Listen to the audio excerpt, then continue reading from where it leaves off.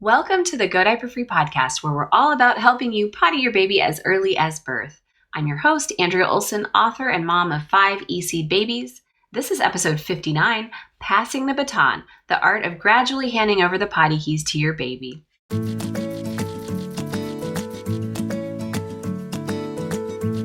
Well, welcome back. We had a few weeks talking about work, and now we're back to talking about EC. So thanks for bearing with me, and thank you for those of you who have joined up way more than I expected, joined up for Mama Works this time. I'm so excited to teach you all. Okay, so EC. Let's talk about passing the baton. What is passing the baton? And by the way, I'm going to start getting back to my shorter format of around 12 to 15 minutes on these episodes, so let's do this in a rapid pace. Passing the baton is not potty training. Just want to tell you that. Okay, so passing the baton does not mean that we are potty training. We are looking at a gradual process when we're talking about passing a baton, going from I, as the parent, do most of this EC thing, to we're working together as a team, to you're doing most of this, baby or toddler, and you're becoming independent with it. So it's this spectrum. Passing the baton is this process of handing over what belongs to your baby, as in this is how you do it in the context of our cultural and societal norms, our tools with a potty, things like that.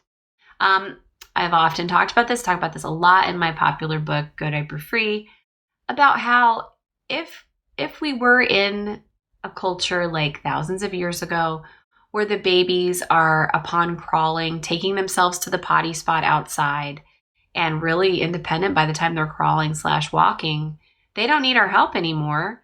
There's no need to pass the baton. We don't need to tell them how to manipulate their clothing or when it's appropriate to go. We don't really have a lot of things going on that involve cars. Hello, there weren't any. Things were just a little bit more connected and simple and intact as a community culture was involved. Now things are different, so we have to pass the baton because we have things like potties and clothes and social appointments and things like that. So why would we want to pass the baton? Why not just let the kid guide everything and wrap it all up and just figure it out? Well, we know that babies grow rapidly. That's their job. And they crave mastery once they become a toddler and have gotten their body in order and everything working and their fine motor skills down and they're mobile and moving about. Then they go and they do something. Have you seen a baby do this before, or a toddler? They do something over and over and over and over and over and over again, and then once more, because they're mastering something. This is a totally developmentally appropriate thing for a young toddler. Mastery is what they crave. So why do we pass the baton? Because it's a gift to empower our children with their own self-care. They own their body, they navigate their body, we teach them how to take care of it, and they deserve that. They love that. So when do you start passing a baton? Well, officially 12 to 18 months, we definitely want to focus on passing a baton. But unofficially, from birth, you identify and give a common language to all the aspects of EC and the potty process. You're going pee, or doing the toilet sign, or saying it's time to go. There's an identification, just like we do with food. This is a banana. Yummy. You like that? We're communicating with things from an early age there as well. We also kind of unofficially start passing the baton at crawling. Some things can happen there, like where you put the potty nearby and then they can crawl to it when they need to go. And so you've brought your communication up to another level of two-way communication before they need to go. Some will start passing a baton right when baby starts pulling up and you can put a potty behind them and they can sit on it.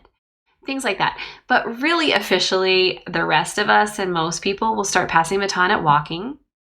12 to 18 months is when, in Montessori assisted infancy programs, I can't remember the exact word, Elizabeth, our coach, is going to kill me, the 12 to 18 month class, they are put in cotton pants in the day and really with no pants underneath it, a short t-shirt and cotton training pants. And from then on, it's all about teaching them all the parts they need to know while their brain is developing, and everything happens in this perfect sequence together alongside the brain development, to where by the time they're 15, 16, 17, 18 months, they are mostly independent. Starting the baton once that walking task is finished is great timing, you guys. And honestly, before disposables were invented around 1957 to 61, per the New York Times in 1957, 92% of toddlers were potty independent by 18 months. This is huge. This just means that when our grandparents and great-grandparents' babies started to walk, they were like, I'm not washing any more diapers. Let's wrap this thing up. And they started to pass the baton and giving them this gift of teaching them what they need to know to finish it. So what is all this stuff you're talking about, Andrea? What are these things that you teach? How do we pass the baton? What can you do to pass it? Let's talk about that right now. So at birth, you can give the gift of language. You can identify what you're doing when you're doing it with respect to pottying your baby. I wouldn't overtalk, but we definitely want to be repetitive in our actions and are offering the 4 easy catches, and also be dependable in our expectations. When we wake up, we're going to go to the bathroom. So we set a rhythm and a pattern to life that our kids can kind of latch onto from the beginning. So that is part of passing the baton, by giving this language in the beginning, because they're born with an absorbent mind. And then during the crawling and pulling up stages, you can start teaching your child how to sit on the potty. Put the potty up against their calves and say, you can sit now, while you're holding them up, obviously, and have them gently sit down onto the potty. That's something we can teach when they start to walk as well. Obviously, that gets even more exciting. Then you can even mount the potty yourself and show them. But having another kid that's a little bit older age, sit on it to demonstrate is really, really key. We can also, at crawling and pulling up, have the baby already start participating in changing their own clothes. When they're wet, they can, if you have them in training pants, they can sit down on a bed. You can pull their pants halfway down, have them sit on a little stool, and then have them help you push them off of their feet. And this is obviously a little bit older, like 9 to 12 months or so. They can participate in this process of changing if you're daring to use training pants at that age. If you are, by the way, I sell really small ones at tinyundies.com that are all cotton, that do hold like a medium-sized pee at the time, and mostly, and they're just really good in teaching them this immediate, hey, I'm wet and I need to change. Participating in the process is key, especially at walking. Changing soiled or dirty clothing is going to be a little bit harder, but with the wet ones, they will soon learn that the more efficient path is to just go to the bathroom before wetting themselves. So having them involved in changing is actually a way to pass the baton, because they're going to want to avoid that once they're capable of doing so. They're going to go, hey, I'm going to push these pants off and sit on my potty instead of going through having to change wet ones with my mom or dad. Okay, so there are ways your child can participate in the process from early on besides language, but when they're walking, this is when things really get exciting, you guys. I'm going to teach clothing manipulation. If they're only in cotton pants, like you size up on the tiny trainers and have them in something that can be easy to push off and on at home in the daytime and the wake times, that can be really helpful, as in, here, grab these and push them down, and they can help manipulate their clothing. Communications continue endlessly. I mean, you're always going to be communicating with your child, but you're going to change your cue to your prompt word. This evolves like with eating. You know, we go from pointing at our mouth, hungry, to would you like to have a banana or an apple? So your communication also evolves, and passing the baton is you're going to change your communication from here, it's, you know, psst, or to time to pee or poop or just taking them. So I cover that in other episodes, but I really, and a lot in my, if you don't have my book, please just get it right now. It has all of this in it. Also, handing off the baton at walking, you're going to teach the process or the movement from wherever you are to the potty or the bathroom, and vice versa. You can bring the potty to them. So if they start to go, or they're signaling, or it's time, we're going to do run, run, run to the potty, back, back, squat on the pot. That's what the little rhyme we use at our house and that I use in the Tiny Potty board book. And this part is really key. Helping them to move to the potty or the potty to them every time will help them associate when I feel this sensation, I need to go there. We can also pass the baton in walking by teaching them how to wipe. And that even just means just touching the toilet paper to their private part and then putting it in the toilet. That's a starting point. Up to 18 months, 2 years, 3 years, can teach them how to wipe their own bottom in the bathtub. Can you find your anus or butthole or whatever you want to call it in your family? And they can find it when they're washing themselves. Then when they go to wipe another time during the day, all right, let's fold up the paper and wipe from front to back, Let's get in the back and wipe and look at it. Is it clean yet? No? Okay, throw that one in and let's try again until it comes up clean. I cover all of this in a supplementary video series that comes with my the Tiny Potty Training book, my book for potty training. So if you want help with a lot of this wrap-up stuff, you can look at that. But those videos show my daughter when she was 3 teaching your child how to wipe and flush and stuff. The other thing we could teach is flushing. A lot of kids become afraid of that, but if you make it part of things from the very beginning, then it helps. We want to get a really, really short potty to teach how to mount the potty. We want to teach everything as a whole routine, start connecting the dots. We go in the bathroom, we turn on the lights, we push our pants down, sit on the potty, then are we all done? Yes, we wipe, then we flush the toilet, wash our hands, turn off the lights and leave.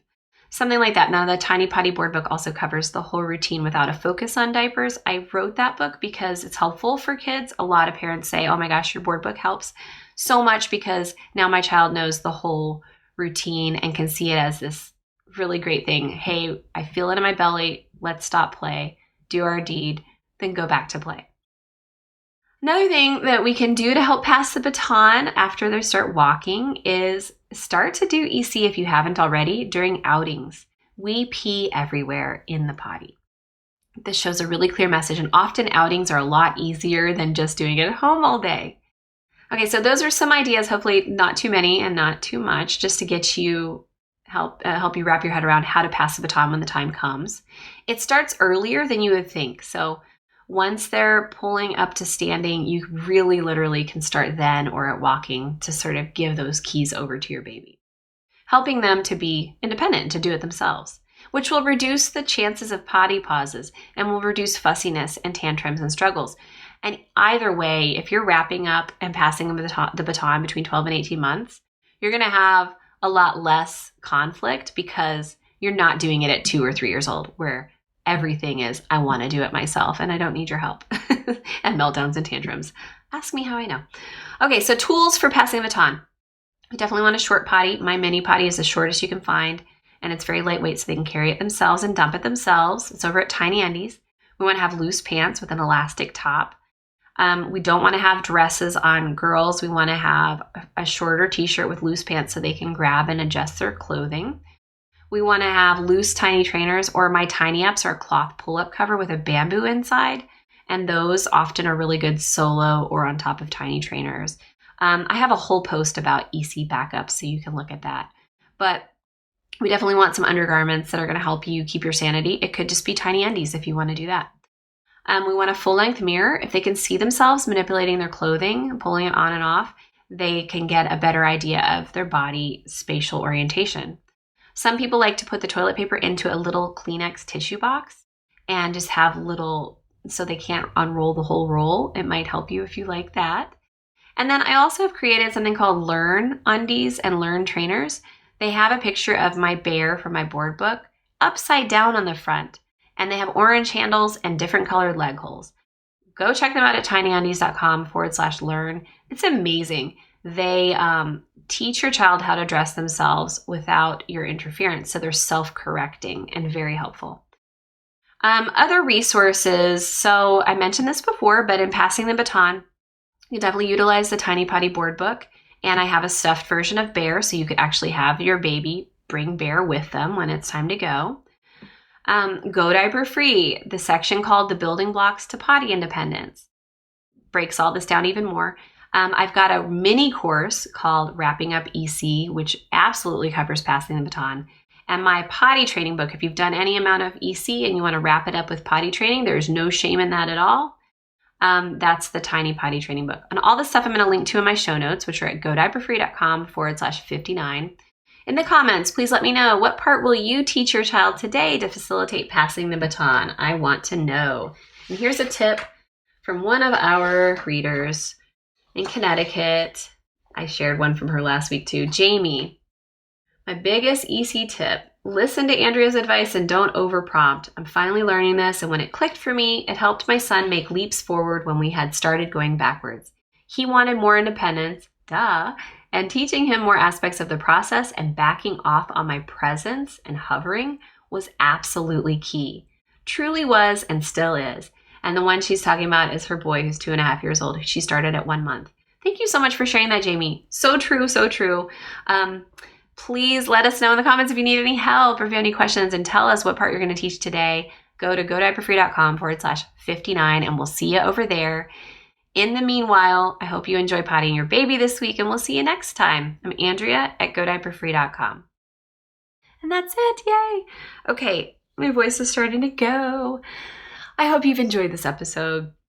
Please, in the comments below, let me know below this video, what part will you teach today, and do you have any questions or anything to add? Please add it to the conversation. Subscribe to this channel, and I'll let you know when my next video comes out, and hit the bell for notifications. Thanks you guys so much.